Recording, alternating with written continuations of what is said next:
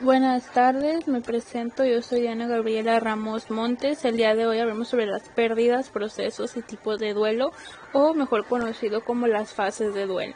Bien, para comenzar una pregunta que les voy a decir, más bien. ¿Qué es la pérdida? ¿O cómo se interpreta la pérdida?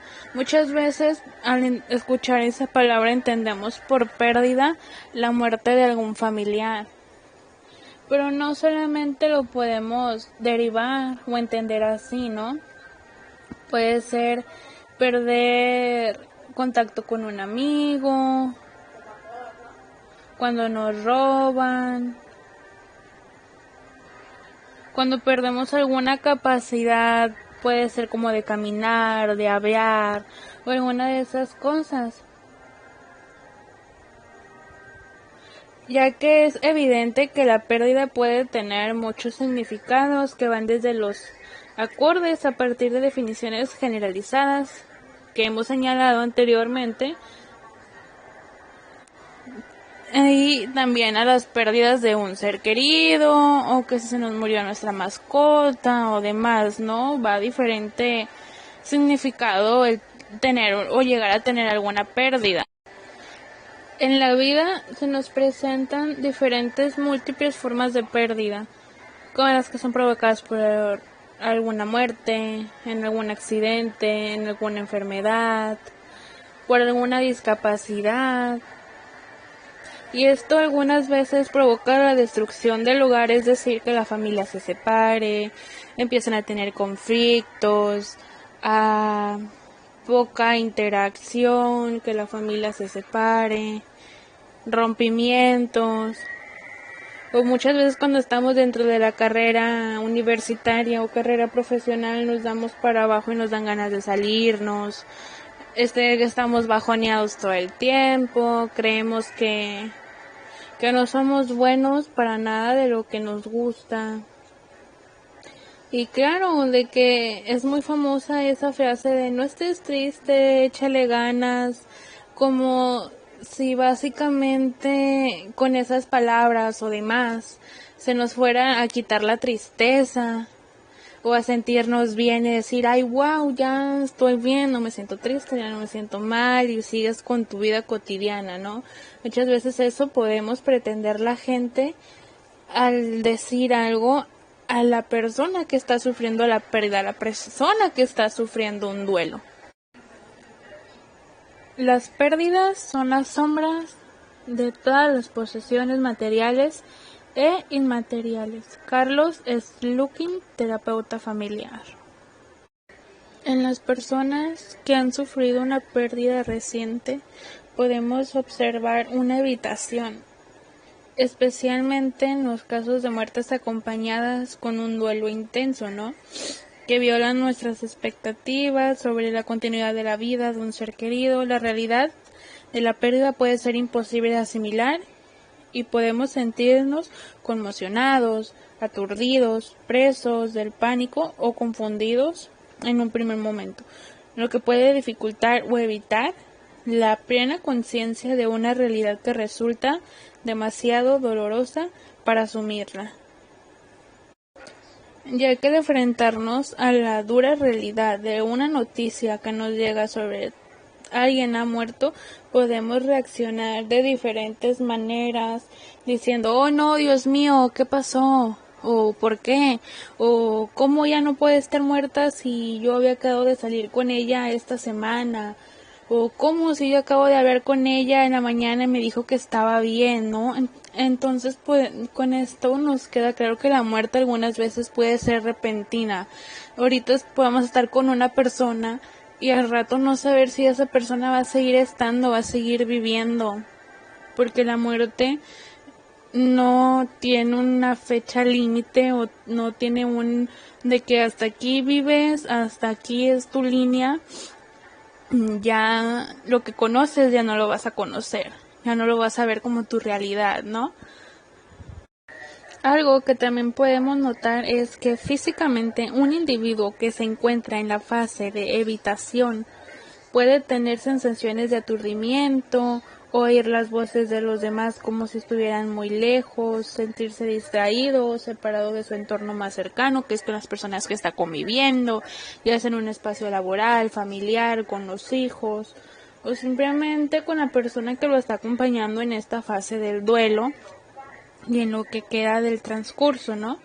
A nivel conductual puede parecer desorganizado y distraído e incapaz de llevar a cabo las actividades pues más simples, se podrían decir, en la vida cotidiana, como hacer la lista del súper, pagar alguna factura o algo, ya que su mente o su realidad no está en sí con él ahorita mismo, en estos momentos, ya que su realidad, su entorno cambia completamente, ya que si fue una muerte repentina de un familiar querido o alguien cercano a él, su mente está desconectada, vaya, por decirlo de alguna manera.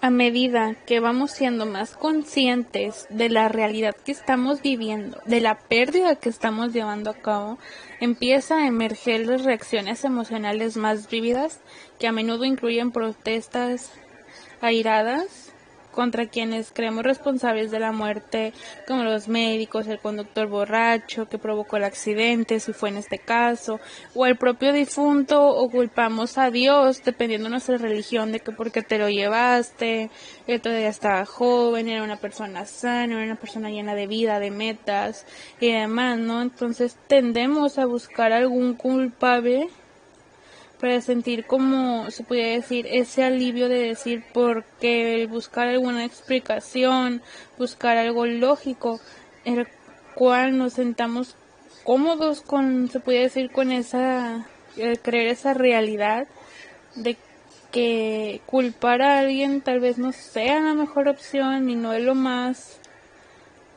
pues, obviamente lo más recomendable, pero algunas o de la mayoría de las personas lo hace por sentirse bien o por querer, como ya lo habíamos hablado, buscar alguna explicación lógica, por decirlo así.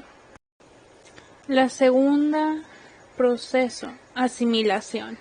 A medida que vamos absorbiendo gradualmente el impacto de la pérdida en los días o semanas que siguen a su aparición, empezamos a preguntarnos, ¿cómo voy a poder seguir viviendo sin esa persona a la que tanto quería?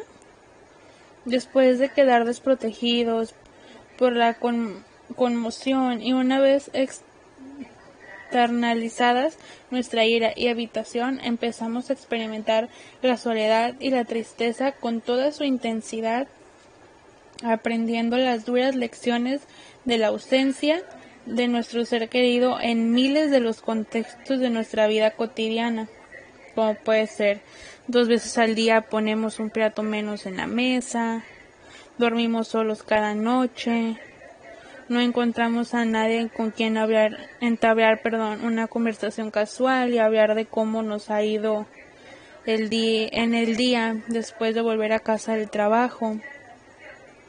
En algunos casos puede ser comprar juguetes para el niño de otra persona después de haber perdido al nuestro. Cuando el difunto ha sufrido mucho antes de morir, como por ejemplo después de una larga lucha contra el cáncer, la añoranza y el dolor que sentimos pueden verse moderados por una sensación de alivio, pero también pueden ser matizados por el sentimiento de culpa que acompaña al hecho de haber deseado inconscientemente su muerte para mitigar su dolor y nuestro propio agotamiento. Y por último y finalmente, la acomodación. Finalmente, la angustia y la tensión, características de la fase de asimilación, empiezan a ceder en la dirección de una aceptación resignada de la realidad de la muerte a medida que empezamos a preguntarnos qué va a ser de mi vida ahora. Aunque en la mayoría de nosotros la añoranza y la tristeza siguen presentes meses o años después de la muerte, nuestra concentración y funcionamiento suelen mejorar de manera gradual. Vamos recuperando un mayor nivel de autocontrol emocional y nuestros hábitos de alimentación y descanso vuelven a la normalidad. Al igual que sucede en todas las fases del ciclo del duelo, en esta tampoco se avanza de manera regular, sino que más bien se dan 2 pasos adelante y 1 para atrás. Y los lentos esfuerzos por reorganizarse se ven salpicados por la dolorosa conciencia de la pérdida. La superación de la muerte de un ser querido pasa por un proceso psicológico conocido como elaboración del duelo, que este es un proceso en el que la persona experimenta diferentes estados emocionales que la llevan poco a poco a recuperar el equilibrio emocional que se ve afectado desde el momento de la pérdida. Bien, las fases del duelo son 5. La primera es la negación. La negación es una reacción que se produce de forma muy habitual inmediatamente después de una pérdida. No es infrecuente que cuando experimentamos una pérdida súbita tengamos una sensación de irrealidad o de incredulidad que puede verse acompañada de una congelación de las emociones. El segundo, la ira. A menudo el primer contacto con las emociones tras la negación puede ser en forma de ira. Se activan sentimientos de frustración y de impotencia, que pueden acabar en atribuir la responsabilidad de una pérdida irremediable a un tercero. Negación. En la fase de negociación se comienza a contactar con la realidad de la pérdida al tiempo que se empiezan a explorar qué cosas hacer para revertir la situación. Cuarta, depresión. A medida que avanza el proceso de duelo y se va asumiendo la realidad de la pérdida, se comienza a contactar con lo que implica emocionalmente la ausencia, lo que se manifiesta de diversos modos. Pena, nostalgia, tendencia de aislamiento social, pérdida de interés por lo cotidiano, pérdida de apetito o sueño excesivo. Aceptación. Se supone la llegada de un estado de calma asociado a la comprensión no solo racional sino también emocional de que la muerte y otras pérdidas son fenómenos inherentes a la vida humana. Eso ha sido todo por el día de hoy, espero lo hayan disfrutado, tengan un excelente día, una excelente tarde o noche.